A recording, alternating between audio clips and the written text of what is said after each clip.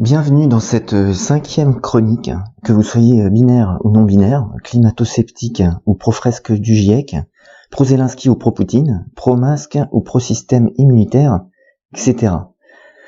Alors nous continuons ce voyage autour de la question qui décide de quoi, au nom de qui, au nom de quoi. Atlas Shrugged avait suscité cette passionnante question. L'obsolescence programmée avait évoqué la condition humaine contemporaine. Les métaphysiques principales de Claude Trémontant avaient posé les cadres possibles pour répondre à cette question, ou en tout cas y réfléchir ou la méditer. Et la Révolution de 1789 par Henri Guillemin avait offert une illustration de la problématique à travers un épisode historique marquant et fondateur. La Bible est le sujet de cette chronique, et il est donc très ambitieux. Il dépasse très largement mes connaissances et compétences.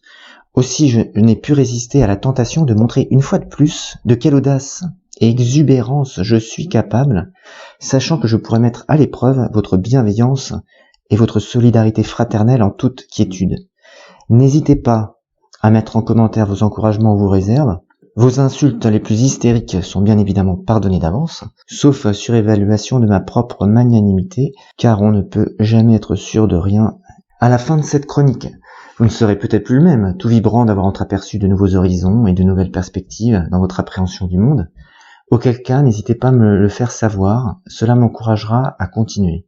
J'arrive au terme de cette introduction.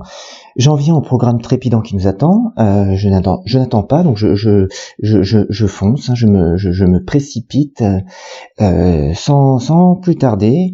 Donc nous aurons une présentation générale, puis quelques thèmes qui m'ont interpellé dans le désordre ou pas, et pour conclure, la faramineuse conclusion habituelle et inévitable et indispensable. Alors, pour revenir au sujet de la chronique, il s'agit donc d'évoquer les points principaux que j'ai retenus de la lecture de la Bible, qui est un monument difficilement contournable pour toute personne vivant en Occident et s'intéressant à la culture, bien qu'il s'agisse d'une espèce également en voie de disparition en ces temps de smartphonisation généralisée. La Bible est un récit cohérent, regroupant des textes hétéroclites et partagé en deux parties. La première constitue le récit du parcours du peuple élu par Dieu, qui semble payer ce privilège, par un certain nombre de consignes assez contraignantes, plus ou moins contrebalancées par quelques miracles ici et là. Il s'agit de l'Ancien Testament. Il est sujet, alors, tout au long de cette partie, de la venue du Messie, venue qui arrive et qui est relatée dans la deuxième partie, qui est le Nouveau Testament. Alors le point commun de ces deux parties, donc, je viens de vous le dire, hein, il s'agit de la venue de Jésus-Christ, cette venue qui se présente comme le symbole d'une réactualisation du contrat en de nouveaux termes entre Dieu et le peuple, qui n'est plus limité au peuple juif. Et ainsi, ce contrat prend désormais une prétention universelle dans la suite de l'Ancien Testament. Nous ne présageons pas de la réalité littérale de ce qui est présenté dans ces textes. Ce recueil est l'un des plus lus au monde et il exerce une influence sur une grande partie de l'humanité.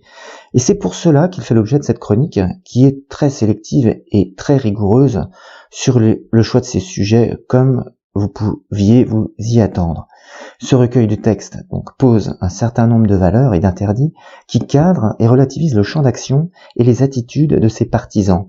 Ainsi, dans cette perspective, nous nous intéressons à l'aspect des croyances et des valeurs autour de la question qui décide de quoi au nom de qui au nom de quoi. Cette perspective dépasse la question politique de l'organisation des pouvoirs dans la société pour déborder sur la sphère privée du subjectif et du mystérieux, irréductible à des a priori rationnels. Le réel est premier et la raison n'est légitime que dans le domaine abstrait des idées. Bien sûr, la raison commande les comportements de l'individu en société, mais elle ne peut prétendre décider de ce qui est possible ou non en éludant l'entièreté du réel, et notamment les expériences mystiques qui échappent à toute reproduction en laboratoire. Alors, dernière petite précision, pour conclure cette présentation générale, je livre mes impressions de lecteur candide et toute personnelle, sans aucune prétention à la certitude et à la vérité ultime, malgré leur extraordinaire pertinence et acuité. Chacun rencontre l'esprit d'un texte avec le sien propre. Aussi, après avoir brillamment exposé au moins le sujet et la problématique, nous pouvons passer au thème. Alors tout d'abord, Dieu et le diable. Dieu donne ses prescriptions aux humains, mais il n'est pas le seul. Il y a aussi le diable, qui peut même influencer Dieu directement. Par exemple, il lui suggère de malmener Job pour vérifier s'il est sincère dans sa piété et s'il continuera à le vénérer dans le malheur. Ou alors, il tente de conclure un pacte avec Jésus-Christ directement sur la montagne. Voilà. C'est un personnage qui n'est pas timide, qui n'a peur de rien. La différence que je note, c'est que le Dieu de la Bible donne des ordres qui sont toutefois négociables, tandis que le diable laisse le libre choix à ses victimes de vendre leur âme ou pas. Alors faisons une analogie avec notre époque moderne.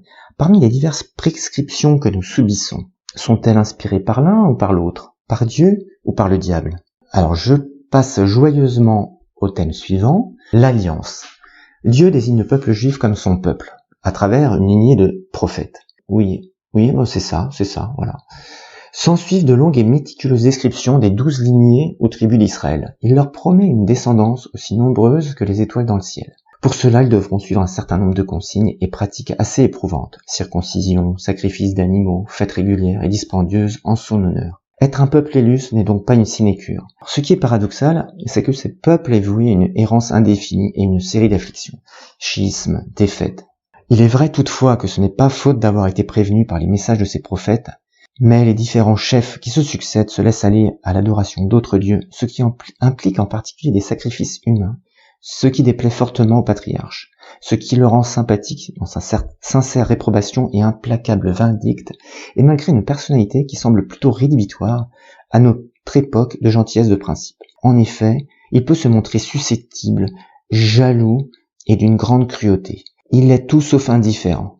Encore une analogie, cette implacable justice divine n'est-elle pas porteuse d'espoir quand l'inanité semble avoir remplacé l'autorité? Alors je vous invite au passage à lire un récent ouvrage d'Ariane Biléran sur ce thème, ce qui vous confortera dans l'idée que je n'avance pas toujours des appréciations personnelles gratuitement, bien que fortuitement cela va sans dire.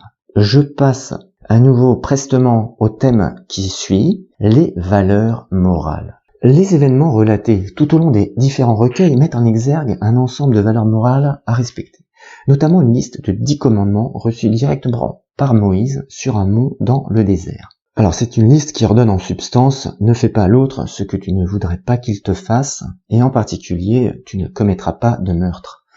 Ailleurs, il est recommandé de prendre soin de ses parents, de faire preuve d'humilité ou curieusement de ne pas se faire de soucis pour l'avenir, car la providence pourvoira aux besoins de celui qui croit. Il est aussi conseillé de tourner sa langue plusieurs fois dans sa bouche avant de parler, ce qui ne peut pas faire de mal effectivement. N'oublions pas ou pensons à une des phrases les plus célèbres de Jésus, « Regarde la poutre qu'il y a dans ton œil avant de juger la paille dans l'œil de ton voisin ». Il avait le sens de la formule, en plus de ses super pouvoirs. De nombreux exemples dans le texte illustrent combien il est sage de ne pas contrevenir à ses recommandations. Alors voilà, nous passons sans plus attendre au thème suivant, la punition des rois. Ce qui est savoureux à la lecture du texte, c'est que l'on observe que personne n'est à l'abri du courroux divin, et que les rois qui prennent confiance en eux, qui deviennent arrogants, se font vite rappeler qui est le véritable patron. Alors, ce qui est surprenant, c'est que le Dieu mis en scène dans ces textes peut changer d'avis. Il est possible de négocier avec lui, de l'attendrir en parcourant la ville habillé d'un simple sac par exemple. On peut se faire pardonner ses erreurs à tout moment sur un repentir, mais cela ne compte pas pour les péchés futurs, car sinon cela serait trop simple. Alors je passe ensuite au thème suivant, les sacrifices. Il est choquant à notre époque de lire la profusion de sacrifices sanguinaires exigés par Dieu, pour la plupart des événements marquants, que ce soit pour marquer les saisons, nettoyer les impuretés chez les individus, ou commémorer divers événements. Il ne faut pas lésiner sur la qualité des bêtes choisies, car il risque d'y avoir beaucoup à perdre ou à gagner lors des récoltes ultérieures. À la lecture de l'Ancien Testament, on comprend que beaucoup des amis des bêtes choisissent plutôt le bouddhisme ou la méditation de pleine conscience pour affronter les peines de l'existence. Alors je passe au thème suivant, l'arbitraire. Dieu manifeste des préférences, qui ne sont d'ailleurs pas accompagnées de justification, ce qui peut surprendre encore à notre époque où tout est uniformisé, égalisé, justifié, expliqué. Pourquoi certains obtiennent-ils la grâce et d'autres pas? Cela encore pousse à l'humilité et à relativiser ses talents et accepter que d'autres sont parfois préférés à nous. Autre thème, la violence inouïe. Alors, toujours dans l'Ancien Testament, en parallèle aux nombreux sacrifices exigés par Dieu, ces commandements sont extrêmement explicites. Par exemple, Dieu exhorte les chefs des tribus d'Israël à massacrer des villes entières, y compris femmes, enfants, vieillards, afin de prendre possession des terres promises et de repartir sur des bases nouvelles. Certains se lassent, par exemple, lors de l'exode dans le désert, et ont péri par les flammes ou par l'épée, par simple punition. Ou alors, un duo faisant péché de luxure, un fidèle va les transpercer de son épée et se verra récompensé. Il n'y a pas de demi-mesure, c'est lui qui nous a fait, il dispose de nous comme bon lui semble. Voilà, je passe au thème suivant sans plus attendre, le rejet des pratiques ésotériques. De manière explicite, Dieu affirme son dégoût des pratiques ésotériques, que ce soit les pouvoirs guérisseurs des magnétiseurs ou la divination par les astrologues.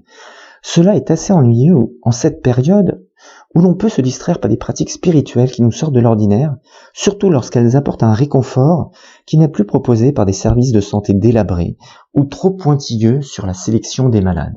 Je passe au thème suivant. Rien ne m'arrête. Jésus-Christ. La naissance du Fils de Dieu fait l'objet du Nouveau Testament, et l'on peut suivre sa biographie suivant les témoignages de ses principaux disciples. Ainsi, on peut lire qu'il en aura fait des miracles autour de lui, et non le moindre, celui de ressusciter des morts, de rendre la vue, de multiplier les pains, ou de transformer l'eau en vin. Cela ne l'empêchera pas d'être condamné à mort à la demande pressante des chefs religieux de l'époque, et de là vient probablement l'expression « nul n'est prophète en son pays ». Il ressuscite et apparaît en chair et en os à ses disciples lors de ce que l'on appelle la résurrection. Petite digression, selon l'interprétation de René Girard, la venue de Jésus-Christ aurait donc permis d'établir de manière évidente la cruauté et surtout le mécanisme du bouc émissaire qui fonde la société humaine. Les hommes choisissent une victime expiatoire qui fait scandale et qui met en danger la cohésion de la société, et de ce sacrifice naît un Dieu nouveau auquel la société, soudée à nouveau, vouerait un culte rituel afin de se consolider. La mission de Jésus serait donc de rompre ce mécanisme et de permettre de faire société sur la base d'un message d'amour universel qui dispenserait de verser le sang humain. D'aucuns, par exemple, prédisent que la fin de la prégnance du message chrétien précéderait une nouvelle ère de sacrifice humain.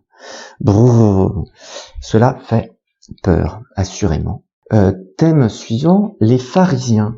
Alors, c'est le dernier thème, donc profitez-en bien. Nous sommes bientôt à la fin et vous pourrez vous féliciter d'être arrivé jusqu'au bout de la chronique et vous pourrez fêter ça avec vos amis, par exemple. Donc, Jésus critique durement les croyants qui appliquent trop strictement les textes saints ou sacrés. Il insiste sur l'appréciation des situations au cas par cas, avec sagesse et compréhension. Par exemple, il sauvera une femme adultère de la lapidation de manière ingénieuse en invitant les personnes n'ayant jamais commis de faute à lui jeter la première pierre. Ils repartiront tous bredouilles. Voilà, eh bien c'est terminé. Félicitations. Je passe maintenant à la conclusion finale, donc afin de récompenser votre patience, qui est tout à fait méritoire. Et je suis désolé pour tous ceux qui n'auront pas tenu le coup et qui seront partis faire d'autres choses. Et donc c'est parti pour la conclusion. Allons-y. Ce texte de la Bible ne laisse pas indifférent. Le télescopage d'un récit évoluant jusqu'à 20 000 ans avant notre époque moderne, avec nos standards moraux, est particulièrement brutal si l'on oublie le fait que notre sens moral est a priori justement redevable de cet héritage chrétien. Ces textes nous proposent un matériau qui laisse à réfléchir sur les notions de contrat, d'engagement, de valeur morale, de sacrifice humain ou non, de don de soi, de justice. Dans le cadre de la question « Qui décide de quoi, au nom de qui, au nom de quoi ?», la Bible nous rappelle que quelle que soit la personne ou l'instance qui décide, au sujet de quoi que ce soit, au nom de qui que ce soit, il y a peut-être une instance supérieure qui instruit ou qui instruira un jugement de dernier ressort. Ou plus simplement, elle nous laisse imaginer qu'il puisse y avoir des personnes influentes sur la marche du monde qui suivent ses préceptes ou qui les combattent. En Occident, la religion a reculé soi-disant au profit de la liberté et du rationalisme. Mais l'homme moderne n'a-t-il pas perdu son âme au passage ? La science qui s'est construite prétendument en dénonçant la rigidité et le poids de l'Église sur la société est de nos jours en train de devenir une nouvelle religion.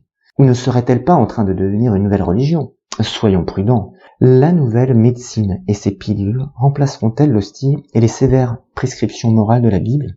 L'homme moderne se résignera-t-il à ne donner du sens à son existence uniquement via la promesse d'une vie hédonique, si tant est qu'il ne soit pas vite transformé en une machine programmée dans l'intérêt d'une caste libérée de tout contre-pouvoir ? La Bible a posé le socle sur lequel la religion chrétienne allait s'étendre sur le monde, au prix de guerres, de conquêtes sanguinaires, et sous le prétexte de civiliser le monde. Et elle allait fournir un instrument de pouvoir politique à ceux qui allaient accéder à ses rangs les plus élevés. Paradoxe d'une institution qui a pu engendrer le pire et le meilleur à travers l'histoire. La Bible est-elle la caution d'une organisation de contrôle sur les masses, au même titre que les médias de masse, ou est-elle le dernier rempart contre l'arbitraire de pouvoir toujours plus concentré et éloigné de l'individu? Y a-t-il une vérité qui serait au-delà des dogmes enseignés par les diverses religions du monde, telles que celles que l'on peut appréhender à travers les témoignages de personnes qui auraient fait cette expérience d'éveil ou de mort de l'ego et qui a changé leur vision de la vie et leur a enlevé toute peur de la mort? Cette chronique a éclairé magistralement et modestement cette question qui nous guide tout au long de ces enregistrements, tel un fil d'Ariane, qui décide de quoi, au nom de qui, au nom de quoi, en soulevant d'autres questions, telles le flux et le reflux des vagues sur le rivage doré de l'entendement. Je vous remercie pour votre attention et je vous dis à bientôt peut-être.